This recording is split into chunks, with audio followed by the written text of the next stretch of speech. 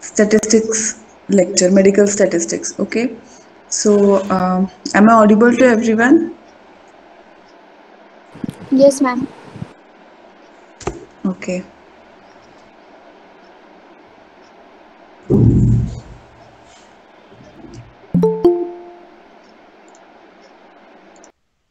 The screen is visible to all.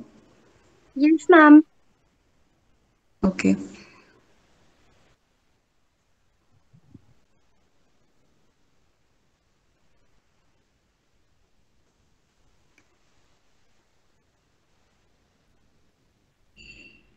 Okay. So we'll start. Um, Medical statistics. So basically, students they get disturbed or they get very they always question that why this statistic is included in our portion, because the kind of study we had from the very first year, like the subjects are totally different, and we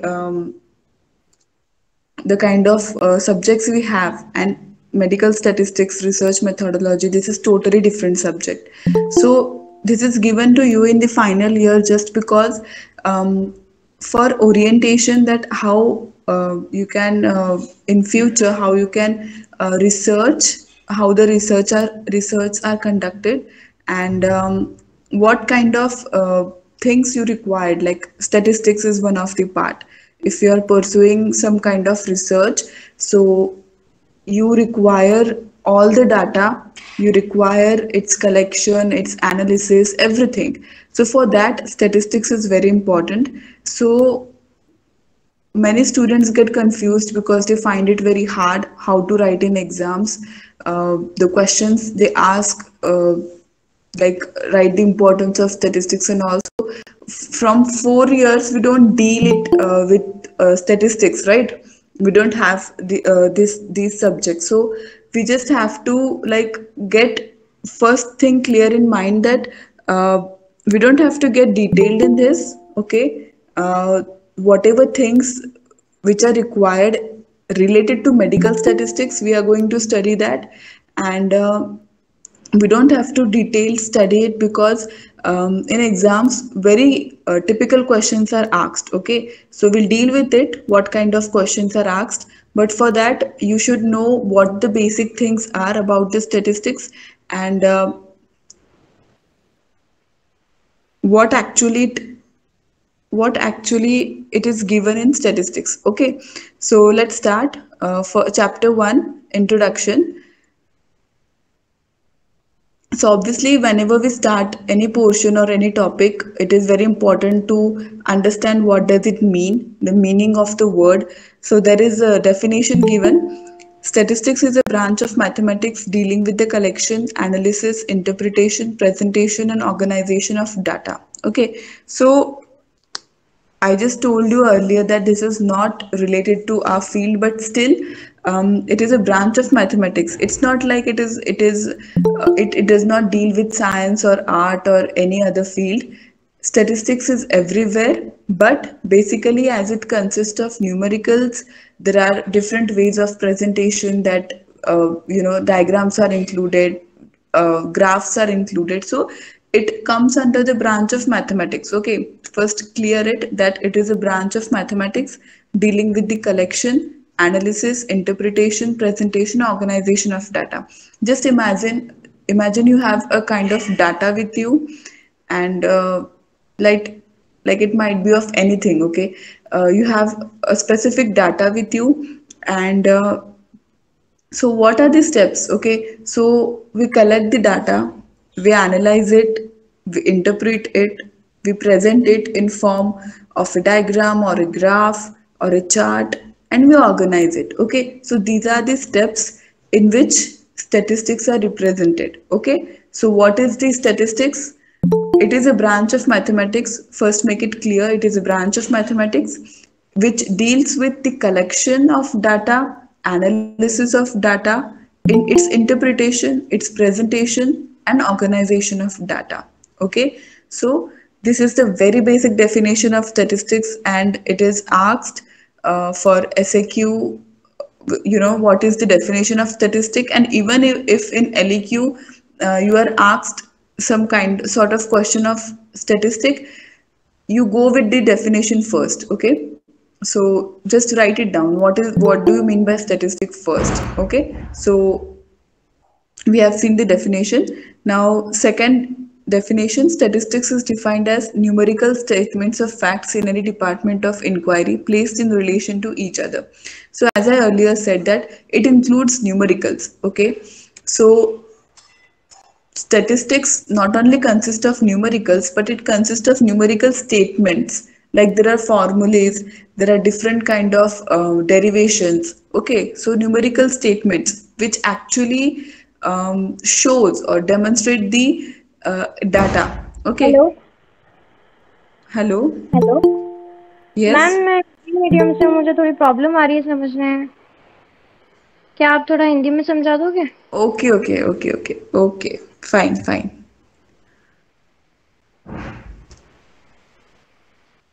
okay, so जैसे कि हमने पहले देखा statistics के, हमने पहले definition देखी कि it is a branch of mathematics which deals with the collection, analysis, interpretation, presentation and organization of data. इन सारी चीज़ों का जो हम एक डाटा प्रेजेंट करने में जिन सारी चीज़ों की मदद होती है वो स्टैटिस्टिक्स होता है। ठीक है, ऐसा नहीं है कि स्टैटिस्टिक्स सिर्फ मैथमेटिक्स से रिलेटेड है, ये हर फील्ड में है।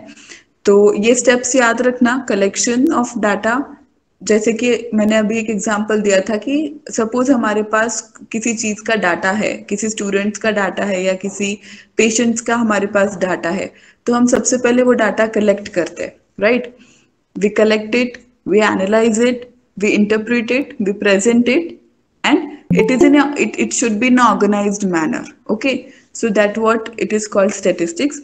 So हम दूसरी definition देख रहे थे उसकी कि numerical statements of facts in any department of inquiry placed in relation to each other.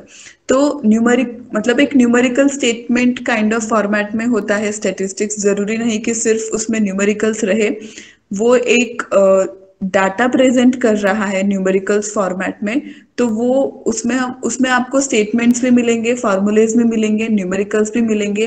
मतलब माइंड में सिर्फ ये नहीं रखना है कि स्टेटिस्टिक्स है तो सिर्फ नंबरिंग रहेगी, कैलकुलेशंस रहेगा, फॉर्मूलेज रहेंगे, नहीं। आप एक डाटा कलेक्ट कर रहे हो, आपको उसमें सारी चीजें देखनी है कि कैसे उसको ऑर्गेनाइज करना है, कैसे उसको एनालाइज करना है।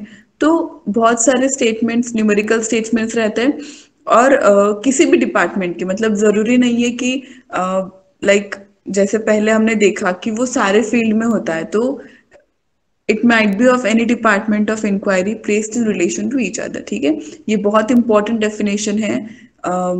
आप ये स्टैटिस्टिक्स के बारे में अगर आपको कौन सा भी क्वेश्चन आता है तो आप पहले स्टैटिस्टिक्स के ये डेफिनेशन के साथ आप पहले इसको शुरुआत कर सकते हो। ठीक है, numerical statements of facts in any department of inquiry placed in relation to each other. उन सारे न्यूमेरिकल स्टेटमेंट्स का एक दूसरों के साथ रिलेशन होता है। ठीक है, अब आप नीचे आइए। Medical statistics deals with application of statistics to medicine and health science including epidemiology, public health, forensic medicine and clinical research. So अभी हमारे जो काम का है उस पे आते हैं कि मेडिकल स्टैटिस्टिक्स क्या है, कि अगर स्टैटिस्टिक्स सारी जगह यूज होता है तो वो मेडिकल में कैसे हम यूज कर सकते हैं। ठीक है, तो मेडिकल फील्ड में वो स्टैटिस्टिक्स इस तरह से यूज होता है कि हेल्थ साइंसेस, एपिडेमोलॉजी, जैसे हमने देखा कि पेंडेमिक था कोरोना में, कोरोना पीरियड जो था वो एक्चुअली वो पेंडेमिक डिक्लेयर हुआ, तो उसमें जो स्टैटिस्टिक्स आते थे हमको कि यहाँ इस कंट्री में इतने पेशेंट्स है, उस कंट्री में उतने पेशेंट्स है, वो न्यूज़ चैनल में आपने देखा होगा वो ग्राफ जिस तरह वो दिखाते थे स्टैटिस्टिक्स, कहाँ पे राइज हो रहा है, कहाँ पे फॉल हो रहा है, डेथ रेट क्या है, रिकवरी रेट क्या है। तो ये सब कुछ जो था, अभी इपिडेमोलॉजी इज लाइक, इपिडेमोलॉजी हम जो देखते हैं वो एक डिफाइंड पॉपुलेशन एरिया में ही देखते हैं, बट पेंडेमिक एक बहुत बड़ा जोग्राफिकल एरिया कवर करता है, तो उसमें भी स्टैटिस्टिक्स की बहुत हेल्प हुई।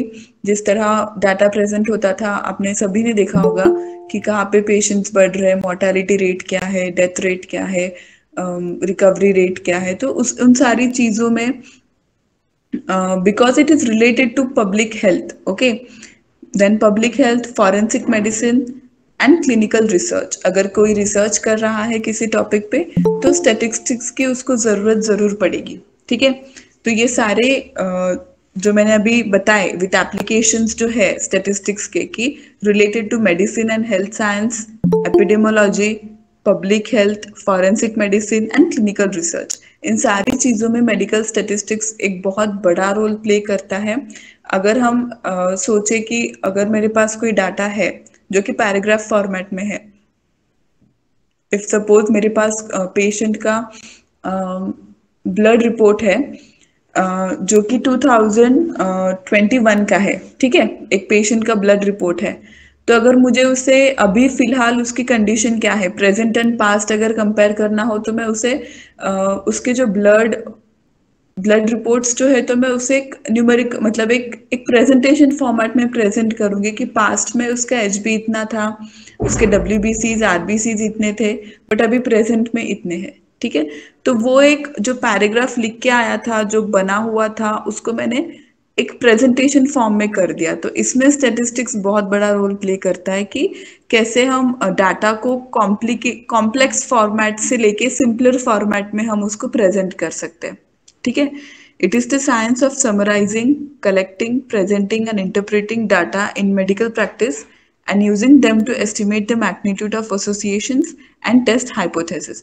तो अलग अलग प्रकार के hypothesis जो होते हैं कि हम कई बार कंडीशंस अप्लाई करते हैं कि क्या अगर ये हुआ तो क्या होगा, ऐसा हुआ तो कैसा होगा, फिर इसका यूज क्या है. इन सारी चीजों में स्टैटिस्टिक्स बहुत हेल्प करता है बिकॉज स्टैटिस्टिक एक एक्चुअली डाटा रहता है पास्ट, प्रेजेंट और फ्यूचर का. ठीक है, तो हमारे पास अगर वो रहा तो हम डिफरेंट हाइपोथेसिस उस पर बना सकते हैं कि हाइपोथेसिस मतलब क्या कि अजम्पशंस.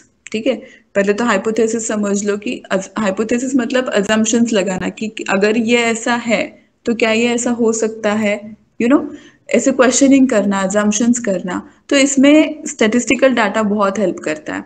अगर आप किसी पे कोई रिसर्च करने की बात कर रहे हो, अगर सपोज एक ड्रग है, फॉर एग्जांपल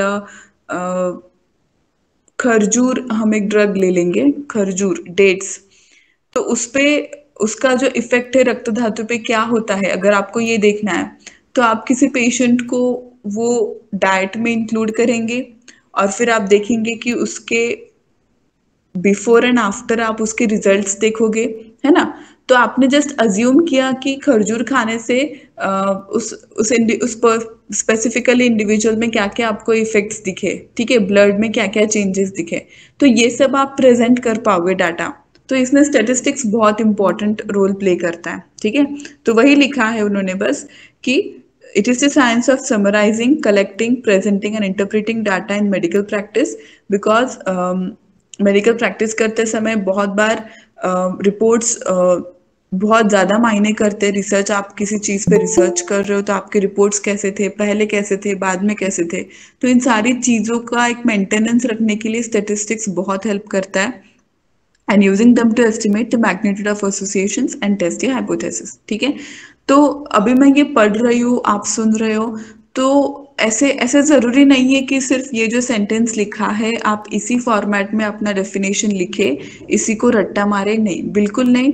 आप पहले तो स्टैटिस्टिक्स समझ लीजिए कि क्या है and you can form definition according to you. Okay, whatever the thing you understand, जो भी आपको चीज़ समझ रही है आप उसके अकॉर्डिंग अपनी डेफिनेशन लिख सकते हो.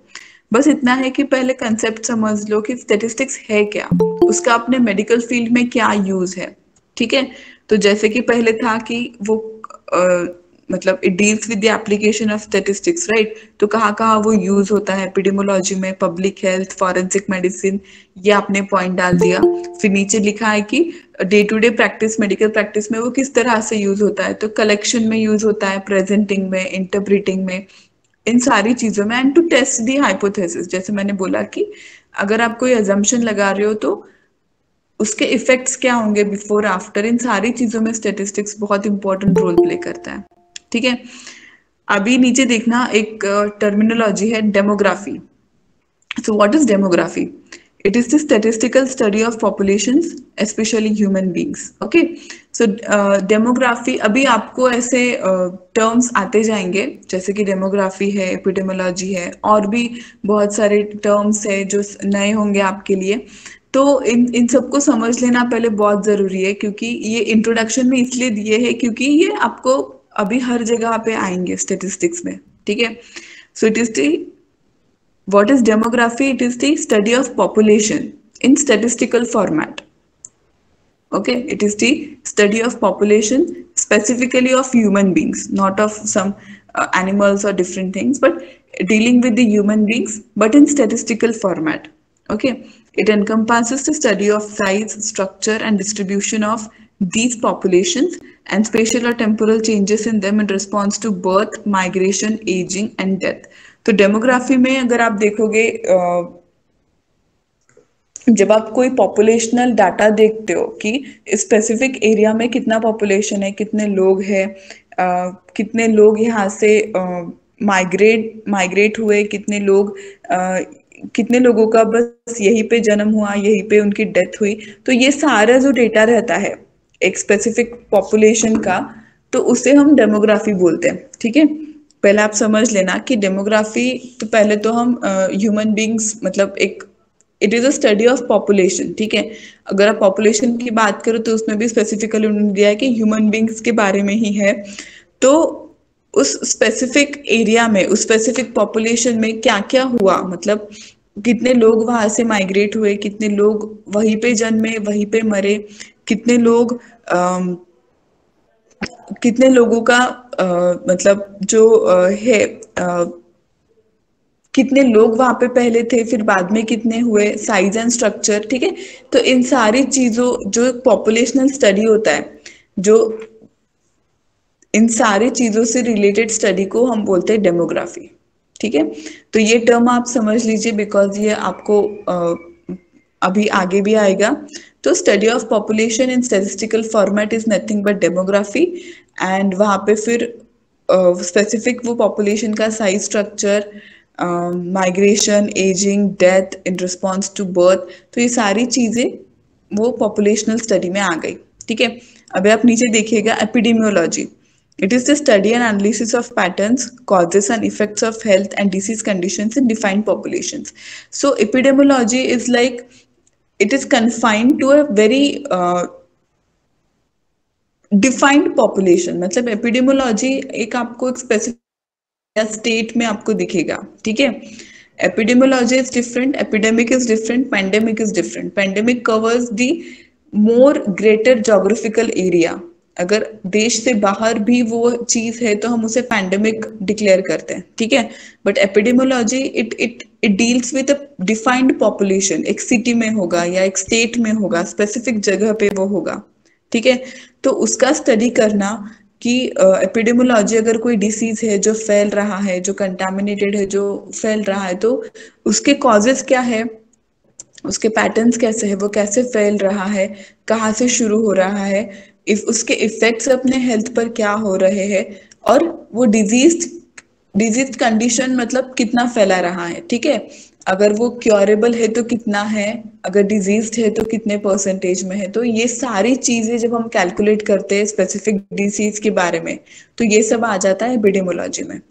ठीक है, understood? It is the study and analysis of pattern, causes and effects of health and disease conditions in defined populations। ठीक है, जब वो एक specific population में होता है तब हम उसे epidemiology define करते हैं, जिसमें आपको एक disease के बारे में वो कैसे अपने हेल्थ पर इफेक्ट करता है, उसके पैटर्न्स क्या है, कॉजेस क्या है, क्यों वो हुआ, किस तरह से वो हुआ, ये सारा जो स्टडी रहता है एक स्टेटिस्टिकल फॉर्मेट में। बिकॉज मैं बार बार ये क्यों बोल रही हूँ स्टेटिस्टिकल फॉर्मेट, बिकॉज वो इजी जाता है। अगर आप एक पैराग्राफ में लिख दोगे कि ये सिटी में ऐसे ऐसे हुआ, इस इस डेट पे इतने पेशेंट्स मिले, फिर उनमें ये ग्रोथ हुई, फिर उनमें WBC count, platelet count decrease था या बढ़ा हुआ था, तो ऐसे सारे रिपोर्ट्स अगर आपको एक लिख के फॉर्मेट में दे दिया तो वो आपको कुछ नहीं समझ आएगा।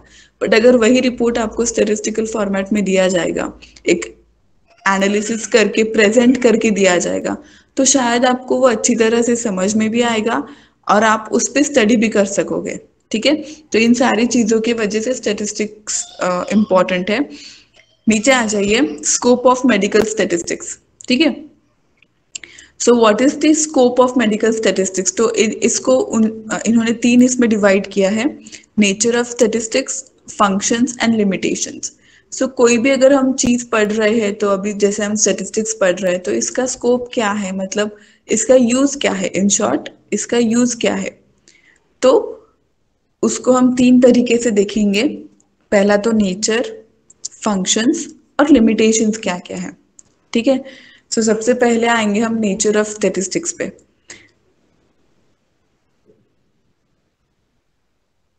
Okay, so first point, nature of statistics. So according to Tip, उन्होंने डिफाइन किया है, statistics is both a science and an art.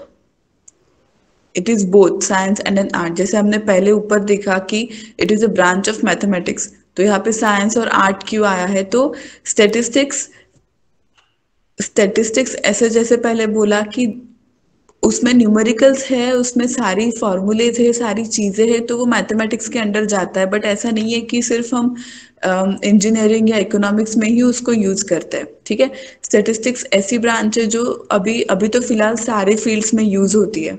ठीक है, अभी तो फिलहाल वो सारी फील्ड्स में यूज होती है। And it is both science and an art. Define करते हुए उन्होंने ऐसे बोला है। ठीक है, it is both science and an art. तो वो साइंस में कैसे इस्तेमाल होता होगा, फिर अगर आर्ट में है तो वो कैसे होता, तो उन्होंने नीचे दिया है कि it studies the statistics systematic manner. अगर वो साइंस में यूज हो रहा है, अगर आप स्टेटिस्टिक्स को साइंस ब्रांच में यूज कर रहे हो, तो it is presented in a systematic manner. ठीक है, अभी साइंस का जो डाटा रहता है वो थोड़ा स्टेटमेंट टाइप्स में रहता है। ठीक है, वो रिजल्ट्स हम देखते हैं। तो अगर उन सारी चीजों को एक सिस्टमेटिक मैनर में हम अगर रख दे, एक ग्राफ में रख दे, या कुछ न्यूमेरिकल्स एक प्रेजेंटेशन फॉर्मेट में अच्छे से हम उसको न्यूमेरिकल्स के साथ प्रेजेंट करें, तो वो साइंस में हम उसको यूज कर सकते हैं स्टेटिस्टिक्स को। ठीक है, as a science it studies the statistics in very systematic manner, and as an art it uses statistics to solve the problems of real life. और आर्ट, अगर आप स्टेटिस्टिक्स को आर्ट की तरह यूज कर रहे हो, तो जो day to day life problems होते हैं, उन्होंने ऐसा बोला है कि it use statistics to solve the problems of real life. तो जो डे टू डे लाइफ में प्रॉब्लम्स हमारी होती है, कैलकुलेशंस होते हैं, कि फॉर एग्जाम्पल अगर हमारा मंथली बजट, फॉर एग्जाम्पल कि हमारा एक मंथली बजट डिसाइडेड होता है कि इतने इतने मंथ में मुझे इतने पैसे लग जाते हैं। ठीक है, तो अगर हम उसको डिवाइड करें 15 डेज में कितने लगे और 15 डेज में कितने लगे, तो वो जो हम डिवाइड करते हैं, फिर 15 डेज में मैंने इतना खर्चा किया, 15 डेज में इतना, तो ये डिवाइड करना, ये सॉर्ट आउट करना, इसको एनालाइज करना, फिर याद करना कहाँ कहाँ पे चीजें खर्च हुई, कहाँ पे कौन सी मैंने कब क्या किया, कैसे हुआ, तो ये सारी चीजों का एनालिसिस करना, मतलब डे टू डे लाइफ जो हम प्रॉब्लम्स सॉल्व करते हैं, तो वो कैलकुलेट करना, वो भी एक काइंड ऑफ स्टेटिस्टिक्स ही है। ठीक है, अगर हम उसको साइंस और आर्ट में देखते, तो वो इस तरह से हमें डे टू डे लाइफ में यूज होता है। Statistics is not a body of substantive knowledge, but a body of methods for obtaining knowledge.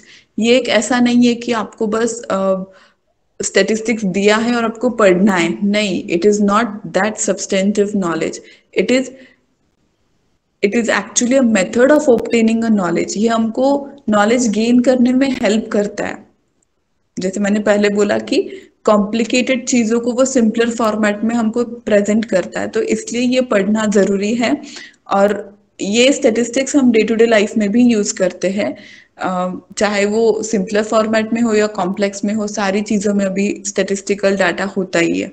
ठीक है, तो पहले हमने नेचर देख लिया, तो पहले तो नेचर समझ लीजिए कि ये एज ए साइंस और एज ए आर्ट दोनों तरीके से यूज हो सकता है।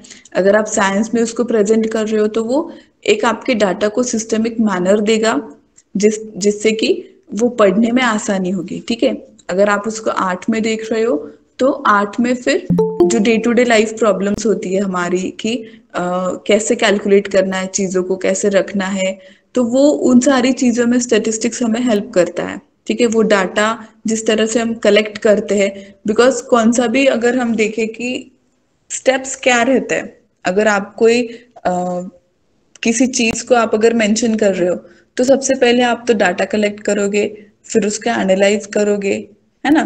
तो ये सारी चीजें हम डे टू डे लाइफ में करते हैं, इसलिए कहा है कि it is use to solve the problems of real life also. ठीक है, and it is a source, it is a method of obtaining knowledge. ये हम नॉलेज मतलब हमको वो चीजें समझ आए इसलिए हम स्टेटिस्टिक्स पढ़ते हैं। ओके, सो ये तो हो गया नेचर। अभी सेकेंड पॉइंट पे आइए, फंक्शंस ऑफ स्टैटिस्टिक्स। तो उसके फंक्शंस क्या है? सो सिंप्लीफिकेशन ऑफ डाटा, जैसे मैंने पहले बोला कि स्टैटिस्टिक्स हमें हेल्प करता है कि कॉम्प्लेक्स चीजों को, कॉम्प्लिकेटेड चीजों को एक सिस्टमेटिक फॉर्मेट में या सिंप्लीफायर फॉर्मेट में पढ़ना, ये स्टैटिस्टिक्स का सबसे पहला एक फंक्शन है। सेकेंड चीज है कि presentation of facts in a definite format, in a definite form. Okay, जो भी जितने भी फैक्ट्स होते हैं, जो अगर स्टेटमेंट फॉर्मेट में हो या कौन से भी फॉर्मेट में हो, क्वांटिटेटिव हो क्वालिटेटिव हो, उसे हम एक डेफिनेट फॉर्म में जब हम प्रेजेंट करते हैं तो हम स्टेटिस्टिक्स की हेल्प लेते हैं। ठीक है, तो ये भी उसका एक फंक्शन हो गया कि presentation of the facts. Third, provision of a technique for making comparisons. अगर आपको किसी चीज, जैसे मैंने कहा कि ब्लड रिपोर्ट है, अगर आपको 2021 में ब्लड रिपोर्ट क्या थी और 2022 में क्या है, अगर ये दोनों चीजों को आपको कंपेयर करना है, तो स्टेटिस्टिक आपको बहुत हेल्प करेगा। ग्राफ्स, अगर आप एक ग्राफ बना दे कि 2021 में क्या था, 2022 में क्या था, तो कंबाइंड ग्राफ्स भी रहते हैं, सिंपल ग्राफ भी रहता है, तो आप उस हिसाब से वो जो अपना डाटा है वो प्रेजेंट कर सकते हैं। ठीक है, it is a kind of technique for making comparisons. Provision of guidance in the formulation of policies. अगर हमारे पास कोई पॉलिसीज है, मतलब पॉलिसीज मतलब अगर हमारे पास कोई आइडिया है, कोई फॉर्मेट है, तो उसे कैसे हमें फॉर्मुलेट करना चाहिए, उसे कैसे आगे बढ़ाना चाहिए, तो इन सारी चीजों में स्टेटिस्टिक्स हमें गाइडेंस की तरह हेल्प करता है। ठीक है, एनलार्ज इंडिविजुअल एक्सपीरियंस। अगर कोई एक बंदा उस पर काम कर रहा है, तो वो सारी चीजें जो खुद वो अकेला करेगा कि डाटा कलेक्ट करेगा, एनालाइज करेगा, तो ऑब्वियसली उसके एक्सपीरियंस में वो सारी चीजें तो आएंगी, उसको वो एक्सपीरियंस होंगी, है ना, उसका एक्सपीरियंस ऑब्वियसली बढ़ेगा। तो enlarge individual experience. Forecasting of future behaviour of epidemics. अगर हम एपिडेमिक्स, जैसे मैंने पहले बोला कि एक डिफाइंड पॉपुलेशन में होता है, तो अगर हम एपिडेमिक को क्लोजली ऑब्जर्व करें, तो फिर बाद में जो फ्यूचर में उसका क्या इफेक्ट होगा, forecast of future behaviour of epidemics. अगर कोई एक एपिडेमिक कंडीशन हमारे एक पॉपुलेशन में आ जाती है, अगर हमें दिख रहा है कि वो फैल रहा है, कोई एक डिसीज है, तो वो उसका फ्यूचर में क्या इफेक्ट होगा। ठीक है, तो ये भी हम स्टैटिस्टिक्स के मदद से हम लोग कैलकुलेट कर सकते हैं कि फिलहाल तो अभी रेट इतना है, रिकवरी रेट इतना है, ये इतना है, तो वो फ्यूचर में कहाँ तक जा सकता है, क्या हो सकता है, फ्यूचर के जो कंडीशंस है वो हम एक काइंड ऑफ स्टैटिस्टिक्स के हेल्प से हम लोग कैलकुलेट कर सकते हैं। ठीक है, और लास्ट है evaluation of projects by drawing inferences. जिस तरह के हमारे प्रोजेक्ट्स रहेंगे, जैसे जैसे डिफरेंट प्रोजेक्ट्स रहेंगे, तो हम उसको इवेल्युएट करके, मतलब उस पे काम करके हम लोग ड्राइंग इन्फ्रेंसेस बोला है कि एक डायग्राम फॉर्मेट में हो या ग्राफ फॉर्मेट में हो, पाई चार्ट फॉर्मेट में हो, कौन से भी फॉर्मेट में हो, हम अपने जो वेरियस प्रोजेक्ट्स होते हैं हम उसको इवेल्युएट कर सकते हैं। इवेल्युएट करना मतलब ही कैलकुलेट करना, कि उसको हम और सिंपलर फॉर्मेट में कैलकुलेट कर सकते हैं। ठीक है, तो ये सारे तो हो गए फंक्शंस। अभी आपको इसको भी रटने की जरूरत नहीं है, अगर आप समझ लेंगे कि स्टेटिस्टिक्स का काम क्या है। जैसे पहला ये कि उसको कॉम्प्लिकेटेड फॉर्मेट में से उसको हम लोग सिंपलर फॉर्मेट में पढ़ रहे हैं, ये तो बेसिक फंक्शन हो गया उसका। फिर presentation of facts, provision of a technique for making comparisons, फिर It acts as a guidance in formulating different policies. It enlarges our experience. It helps to forecast the future behavior of epidemics and evaluation of projects by drawing inferences. तो ये सात चीजों में statistics काम आता है, इसका ये फंक्शन है, ठीक है। और ये सारी चीजें ना हम लोग मेडिकल फॉर्मेट में देख रहे हैं कि हमको मेडिकल इसमें इसका कैसा यूज होगा, ठीक है। थर्ड पॉइंट है लिमिटेशंस ऑफ स्टैटिस्टिक्स। जैसे पहले हमने देखा कि हम लोग स्टैटिस्टिक्स का जो स्कोप है वो हम लोग 3 हेडिंग्स के अंडर पढ़ रहे हैं। पहला तो हमने देखा नेचर, साइंस और आर्ट में। सेकेंडली हमने देखा उसके फंक्शंस, और अभी हम उसके लिमिटेशंस देखेंगे।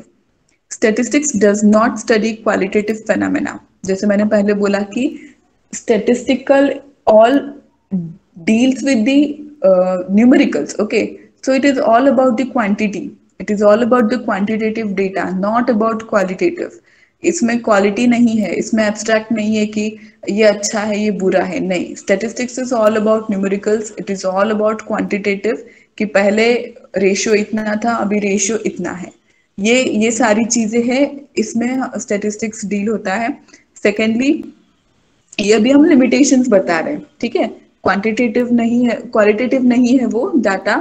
Statistic is actually a quantitative data, okay. Statistical laws are not exact and cannot be universally applied, okay. कई बार ऐसे होता है कि हम लोग assumptions, जैसे कि मैंने पहले बोला कि हाइपोथेसिस कर सकते हैं, या फिर फोरकास्ट ऑफ फ्यूचर की एपिडेमिक का जो एक फोरकास्ट होता है वो हम कर सकते हैं। तो ये सारी चीजें एग्जैक्ट नहीं रहेगी। ऑब्वियसली हम लोग फ्यूचर का प्रेडिक्शन कर रहे हैं, एक हाइपोथेसिस कर रहे हैं, तो ये सारी चीजें एग्जैक्ट नहीं होगी कि ऐसा ही फ्यूचर में रहेगा या यही नंबर में आपको पेशेंट्स मिलेंगे या ऐसा ही होगा, नहीं। ये एग्जैक्ट नहीं रहता ये डाटा, ठीक है। और हम इसको यूनिवर्सल लॉ की तरह भी अप्लाई नहीं कर सकते। जैसे हमारा आयुर्वेद में कुछ सिद्धांत है जो यूनिवर्सली एप्लीकेबल अप्लाइड है, ठीक है। प्रकृति है जो कभी चेंज नहीं हो सकती, या सामान्य विशेष सिद्धांत, ये सारे जो सिद्धांत है वो यूनिवर्सली अप्लाइड है कि तो ऐसा ही बढ़ेगा, ठीक है। तो ये यूनिवर्सली प्रूव्ड है। बट स्टैटिस्टिक्स का ऐसा नहीं है। Statistics can change any time anywhere, ये कम होते हैं ये बढ़ते रहते हैं। तो ऐसा है कि ये लॉज, अगर हम स्टैटिस्टिकल लॉज के बारे में पढ़ेंगे तो ये एग्जैक्ट नहीं रहते, ये चेंज होते हैं और ये यूनिवर्सली हम अप्लाई नहीं कर सकते, ठीक है। इसके कुछ लिमिटेशंस है जो हम अभी पढ़ रहे हैं। Statistics does not study individuals. अगर आप स्टैटिस्टिक्स में इन्वॉल्व हो रहे हो तो इंडिविजुअल मतलब किसी एक ही चीज पर आप पढ़ाई नहीं कर सकते, ठीक है। आपको कंपैरिजन लगेगा, आपको पॉपुलेशन लगेगी। आप कंपैरिजन अगर एक इंडिविजुअल चीज, एक इंडिविजुअल पेशेंट का अगर आप ब्लड रिपोर्ट देख रहे हो तो वो रिपोर्ट भी सिर्फ आपको उसी इंडिविजुअल का उसी वक्त का नहीं लगेगा, उसको आपको पास्ट का भी लगेगा, उसका फ्यूचर का भी आप प्रेडिक्ट कर सकते हो। तो ये सारी चीजें आपको लगेगी, मतलब किसी एक चीज पर ही स्टैटिस्टिक्स काम नहीं करता। 2-3 चीजें होती है जिस पर स्टैटिस्टिक्स हम उसमें उस फॉर्मेट में उसको बिठा सकते हैं और उसकी पढ़ाई कर सकते हैं। Statistics can be misused, okay. ये जो न्यूमेरिकल फॉर्मेट है, जैसे मैंने पहले बोला, ये कांस्टेंट नहीं रहते, ये एग्जैक्ट नहीं रहते, तो इसका मिसयूज भी हो सकता है। Statements supported by statistics are more appealing and more commonly believed, okay. Statistical methods used by less expert hands will lead to inaccurate results. Obviously अगर कोई ऐसा आदमी स्टैटिस्टिकल फॉर्मेट बना रहा है जिसको उस चीज में एक्सपीरियंस नहीं है या थोड़ा एक्सपीरियंस कम है, तो ऑब्वियसली हमको इनएक्यूरेट रिजल्ट्स मिलने के चांसेस है, ठीक है। ये लिमिटेशन है स्टैटिस्टिक्स के। ये एक्चुअली इसको हम मैनुअल एरर की तरह भी ले सकते हैं कि यहाँ पे क्या क्या हमको मतलब किस तरह के फॉर्मेट में हमको रिजल्ट्स मिलेंगे, ठीक है। लिमिटेशंस है कि एग्जैक्ट एक्यूरेट रिजल्ट्स आपको मिलेंगे ऐसा नहीं है। अगर कोई ऐसा इंडिविजुअल उसके साथ डील कर रहा है जिसको एक्सपीरियंस नहीं है, जिसको स्टैटिस्टिक्स के बारे में इतना पता नहीं, तो हो सकता है रिजल्ट्स इनएक्यूरेट भी हमको मिल जाए, ठीक है। तो ये लिमिटेशंस है स्टैटिस्टिक्स के, तो इसको अच्छे से पढ़ लेना। ये पहले तो समझ लेना कि जैसे मैंने अभी एक्सप्लेन किया कि ये क्वांटिटी के साथ डील करता है स्टैटिस्टिक्स, ठीक है, न्यूमेरिकल्स के साथ, क्वालिटी नहीं। ये हम लोग स्टेटमेंट में या एब्स्ट्रैक्ट फॉर्म में हम इसको नहीं देखते हैं, ये क्वांटिटेटिव है डाटा, ठीक है। दूसरी चीज, ये यूनिवर्सली एप्लीकेबल नहीं होते, ओके। एंड ये एग्जैक्ट क्यों नहीं होते, तो ये एग्जैक्ट नहीं होता है, ठीक है। सिर्फ इंडिविजुअल स्टडी के बारे में नहीं होता है स्टेटिस्टिक्स, एक काफी एक लार्ज एपिडेमिक, जैसे मैंने बोला, एक डिफाइंड पॉपुलेशन कवर करता है स्टेटिस्टिक्स। और साथ ही साथ ये मिसयूज भी हो सकता है क्योंकि एग्जैक्ट नहीं रहता। और बट स्टेटिस्टिक्स फॉर्मेट जो रहता है वो ज्यादा करके सब लोग सपोर्ट करते हैं क्योंकि समझने में इजी होता है, ठीक है। तो ये उसके रहे लिमिटेशंस। तो हमने स्कोप ऑफ स्टैटिस्टिक्स 3 चीजों में देखा, पहले तो उसका नेचर, सेकेंडली उसका function, and third limitations of statistics. अभी आपको चीजें समझ आएंगी, पर जब आप एग्जाम में लिखोगे तो आपको यही वर्ड्स यूज करने हैं, आपको यही इसी तरह से वो लिखना है कि किस तरह उसके फंक्शंस रहते हैं, किस तरह उसके लिमिटेशंस रहते हैं। बट अगर आप एक बार इन चीजों को समझ ले तो you can frame your own sentence. It is not necessary that whatever it is given here you have to write exactly in the exam. No, not at all. You can frame your own sentence. You can apply your own terminologies. ऐसा नहीं है कि आप खुद से answer नहीं लिख सकते, तो ऐसा हम कर सकते हैं, ठीक है। बस आप कंसेप्ट समझ लेना कि स्टैटिस्टिक्स कहाँ कहाँ पर कैसे कैसे यूज होता है, उसके नेचर, उसका फंक्शन, उसके लिमिटेशंस क्या है, ठीक है। तो आपको ये चीजें तो समझ आ गई होंगी, आप इसको अपने सेंटेंस अपने फॉर्मेट में आप आंसर में लिख सकते हो। And it is one of the important questions for SCQ as well as LAQ. जब एलएक्यू में कंबाइंड फॉर्मेट में क्वेश्चंस आते हैं कि right the definition of medical statistics including it's scope, its importance, and फिर आपको एक कोई प्रेजेंटेशन दिया जाएगा। तो ऐसे जब कॉम्बो क्वेश्चंस आते हैं एलएक्यू में तो ये स्कोप पूछा जाता है, ठीक है।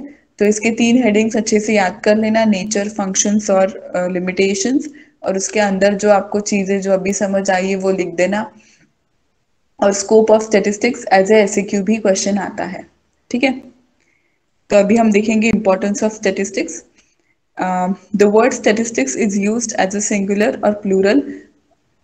जरूरी नहीं है कि स्टैटिस्टिक्स सिर्फ किसी एक चीज को लेकर हो, वो बहुत सारी चीजों को लेकर भी हो सकता है, प्लूरल फॉर्मेट में भी होता है। अगर हम उसको as a singular noun use कर रहे हैं, so it refers to the various methods adopted for collection, classification, analysis and interpretation, ठीक है। अगर हम उसको सिंगुलर फॉर्मेट में ले रहे हैं स्टैटिस्टिक्स को, तो वो सिर्फ डाटा का कलेक्शन, उसका एनालिसिस, उसका इंटरप्रिटेशन, इसी चीज पे काम करेगा अगर आप उसको सिंगुलर फॉर्म में यूज कर रहे हो। प्लूरल फॉर्म में स्टैटिस्टिक्स को यूज कर रहे हो, बहुत सारे स्टैटिस्टिक्स के साथ डील कर रहे हो, so it refers to data for facts. तो उसमें जो आप डाटा कलेक्ट करोगे तो उसमें कौन सी चीजों में आपको रिजल्ट मिलेगा, कौन सी चीजें आपको फैक्ट्स बताएंगी, कौन सी चीजों में रिजल्ट नहीं मिलेगा, ये सारी चीजें जहां पर डील होती है, जहां पे बहुत सारा आपके पास डाटा है, तो वो प्लूरल फॉर्मेट में हो गया, ठीक है। तो पहले तो ये समझ लेना कि सिंगुलर फॉर्मेट में अगर आप उस स्टैटिस्टिक्स को यूज कर रहे हो तो स्पेसिफिक आपके पास डाटा है, उसको कलेक्ट किया, एनालाइज किया, इंटरप्रेट किया। बट अगर प्लूरल फॉर्मेट में बहुत सारे चीजों को लेकर आप स्टैटिस्टिक्स को डील कर रहे हो, तो it refer to the data for facts. उसके फैक्ट्स क्या रहेंगे, ठीक है, उसका रिजल्ट क्या रहेगा, उसका इंटरप्रिटेशन कैसा होगा, तो इन सारी चीजों को लेकर प्लूरल फॉर्मेट में हम स्टैटिस्टिक्स को यूज कर सकते हैं। तो पहला तो इम्पोर्टेंस ये हो गया। दूसरा importance, statistical methods are applicable everywhere. जैसे मैंने पहले बताया कि स्टैटिस्टिक्स सिर्फ ऐसा नहीं है कि हम लोग इकोनॉमिक्स में, इंजीनियरिंग में, मैथमेटिक्स में ही हम लोग यूज करें, ऐसा नहीं है। It is applicable everywhere. There is no field of work in which statistical methods are not applied. ऐसा कोई फील्ड नहीं है फिलहाल तो जहाँ पे स्टैटिस्टिक्स यूज नहीं होते, ठीक है।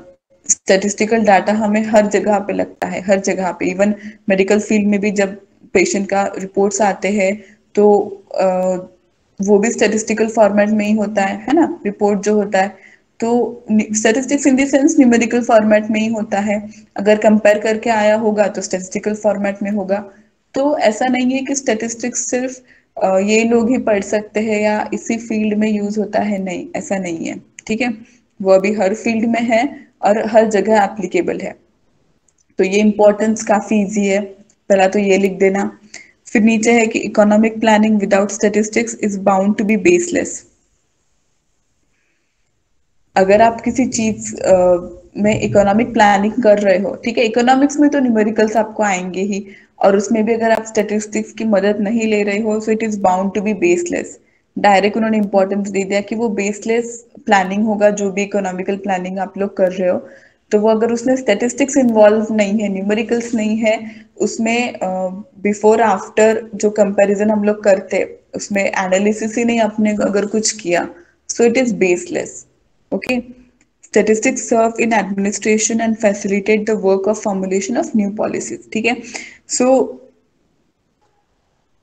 अगर जैसे मैंने पहले बोला कि जो जितनी सारी नई पॉलिसीज होती है, जैसे उसका उसका फॉर्मुलेशन ऑफ वर्क कैसा रहेगा। अगर आपके पास कोई नई पॉलिसी, जितने भी नई पॉलिसीज मतलब मेडिकल फील्ड में रहेंगे या किसी भी फील्ड में रहेंगे, तो उसका एडमिनिस्ट्रेशन कैसा रहेगा, उसका फैसिलिटी ऑफ वर्क उसका कैसा रहेगा। तो इन सारी चीजों में स्टैटिस्टिकल डाटा काफी बड़ा रोल प्ले करता है। अगर आपके पास स्टैटिस्टिकल डाटा कलेक्ट है, आप उसको एनालिसिस करके आप ये सारी चीजों पे काम कर सकते हो। जितने भी न्यू पॉलिसीज, जैसे कि फॉर एग्जांपल हम WHO का एक एग्जांपल लेते हैं, काफी बड़ी ऑर्गेनाइजेशन है, वर्ल्ड हेल्थ ऑर्गेनाइजेशन। तो अगर WHO काफी न्यू न्यू पॉलिसीज कंडक्ट करता है, ठीक है, तो वो किस बेसिस पे कंडक्ट करते हैं, उनके पास ऑलरेडी डाटा होता है, एक कलेक्शन होता है न्यूमेरिकल फॉर्मेट में, मेडिकल सारी चीजों में होता है स्टैटिस्टिक्स, उनके पास रेशियोज रहते हैं कि अगर हमने जैसे फॉर एग्जांपल हम लोग ग्वाइटर ले लेते हैं, ग्वाइटर पेशेंट्स में आयोडीन डेफिशिएंसी देखी गई थी, तो उन लोगों ने सॉल्ट में फिर आयोडीन मिक्स करके वो शुरू कर दिया, salt with iodine.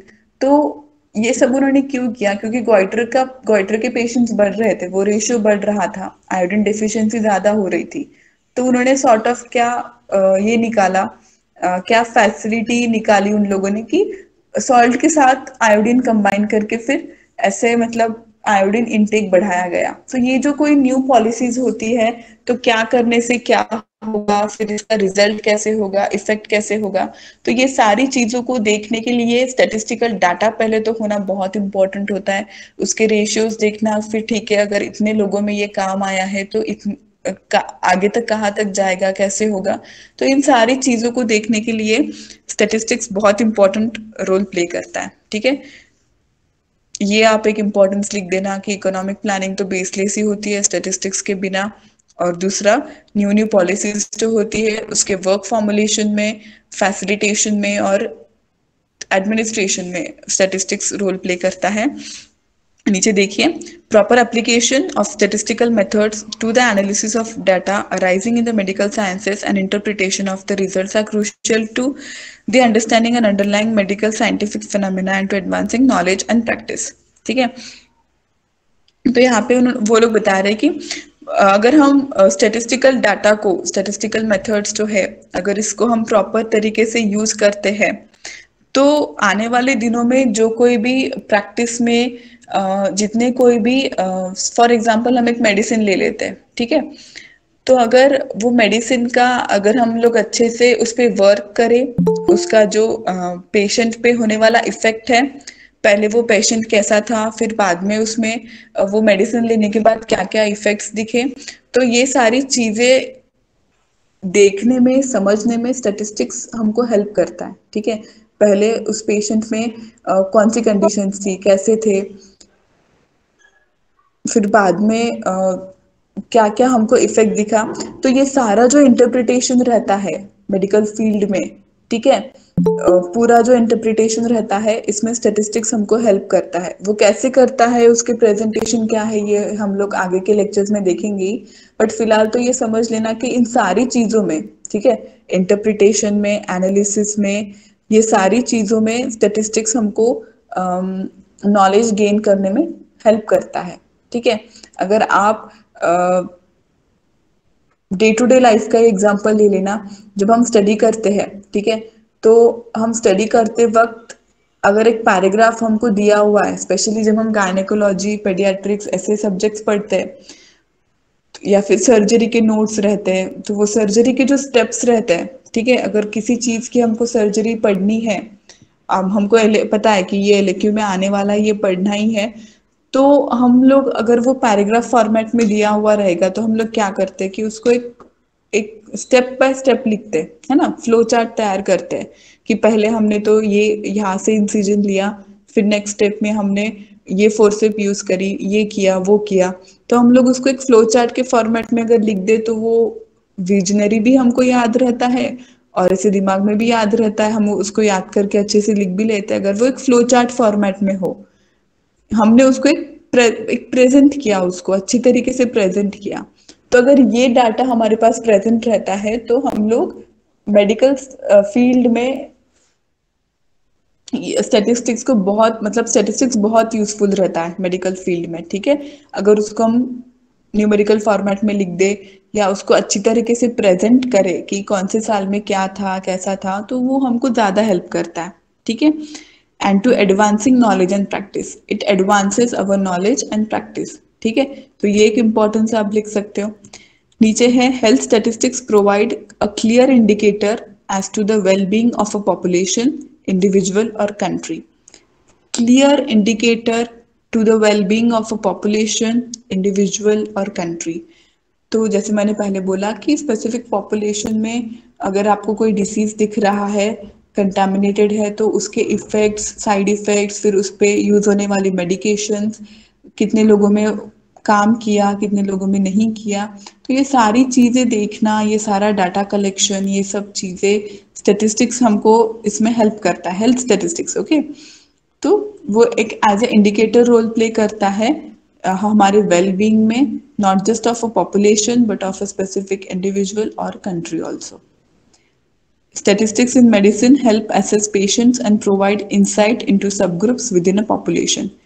In medicine, it helps to assess the patients. जैसे मैंने पहले ही बोला, अब वो पेशेंट्स में कैसे हेल्प करेगा स्टैटिस्टिक्स, उसके डाटा के हिसाब से। ठीक है, उसको पहले जैसे कि हम लोग जब पेशेंट की हिस्ट्री लेते हैं तो उसको पहले क्या क्या डिसीजेस थे, उसकी फैमिली में क्या क्या डिसीजेस थे, तो ये सारी चीजें कलेक्ट करना, इसी को कलेक्शन ऑफ डाटा कहते हैं, और इसी को स्टैटिस्टिकल फॉर्मेट में रिप्रेजेंट करना।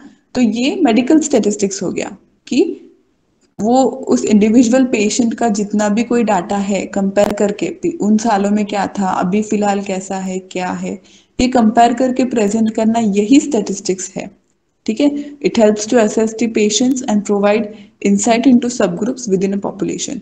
तो हम पॉपुलेशन में भी सब ग्रुप्स में डिवाइड कर सकते हैं कि ये पॉपुलेशन इतना ऐसा है, इनमें ये चीजें देखी गई, ये स्पेसिफिक पॉपुलेशन में ये सब ग्रुप ऐसा है कि जिनमें ये चीजें देखी गई। फॉर एग्जाम्पल, अगर ब्लड ग्रुप है, एक पॉपुलेशन है, एक सिटी है, उसमें स्पेसिफिक पॉपुलेशन नंबर ऑफ लोग है, और उनमें ए पॉजिटिव कितने हैं, बी पॉजिटिव कितने हैं, तो ये सब ग्रुप्स हो गए।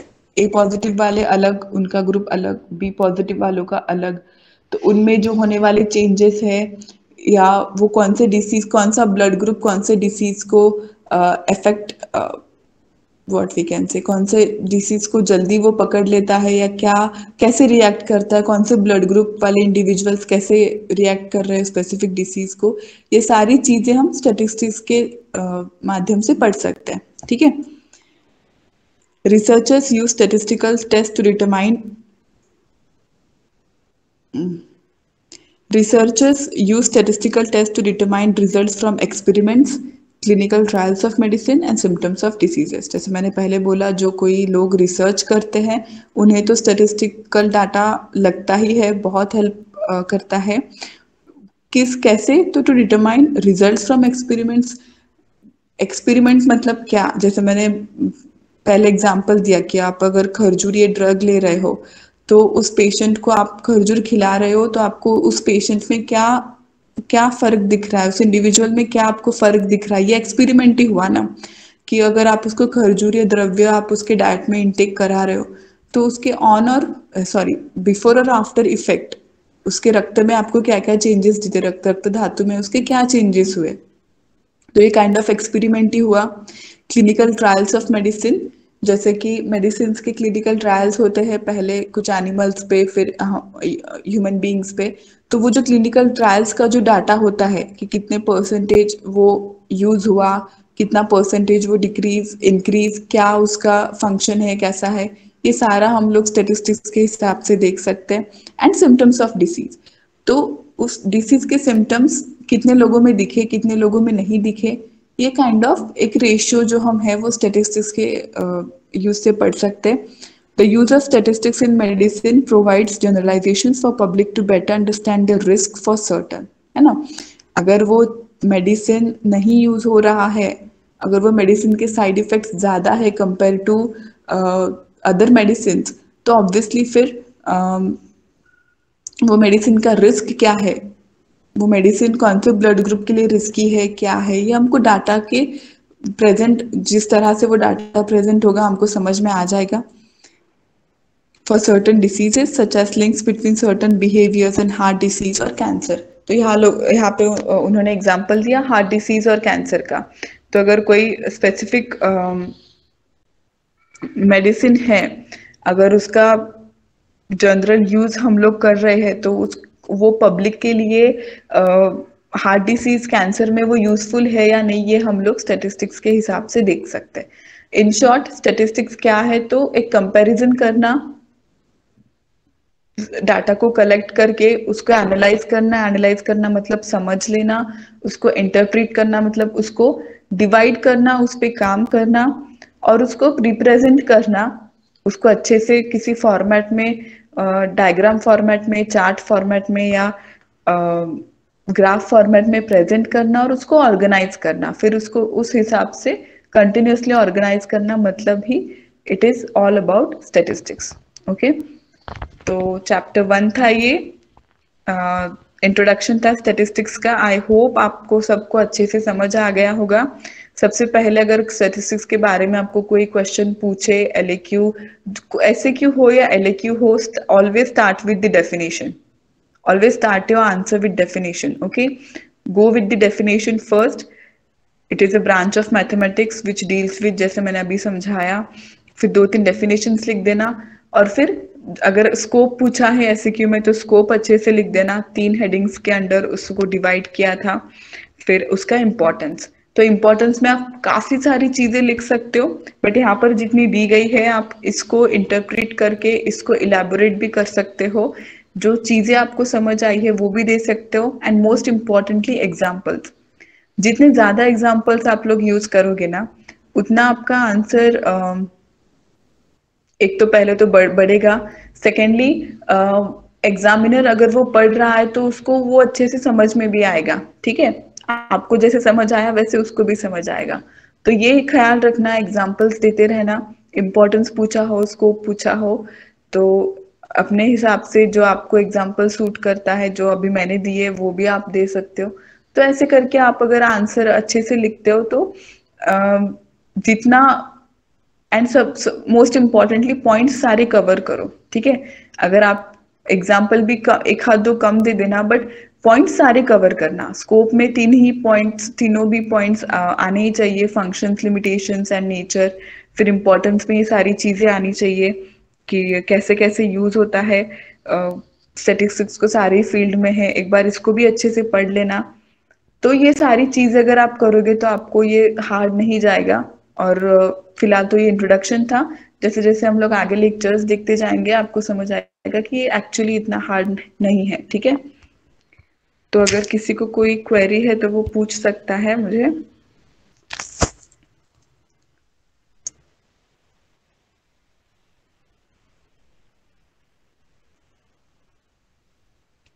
किसी को कुछ पूछना है?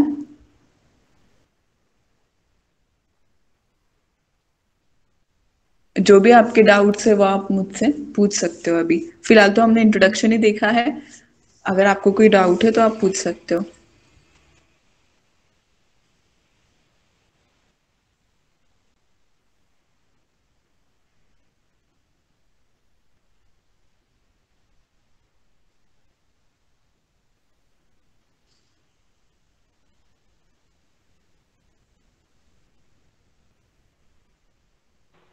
ओके तो मैम ये जो नोट्स है ये हिंदी में अवेलेबल होंगे क्या? एक्चुअली स्टैटिस्टिक्स के जो नोट्स है वो वो फॉर्मेट ही ऐसा है कि आपको इंग्लिश में ही लिखना पड़ेगा। आपको शायद मैं समझा सकूंगी हिंदी में अच्छे से, बट बहुत कम चांसेस है कि ऐसे नोट्स आपको हिंदी में भी मिल पाएंगे। बट अगर कुछ होगा तो सर आपको शेयर करेंगे ही।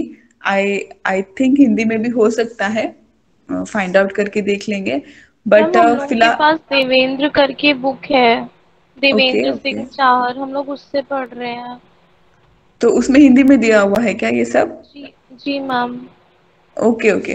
तो आप वो बुक भी रेफर कर लेना। और होता है ऐसा है कि आंसर लिखते समय दोनों लैंग्वेजेस आ जाती है, क्योंकि सारे चीजें तो हम लोग इंग्लिश में नहीं लिख सकते, या सारी चीजें हम लोग हिंदी में भी नहीं लिख सकते। कुछ ऐसे टर्मिनोलॉजीज होते हैं जो उसी उसी फॉर्मेट में लिखने होती है।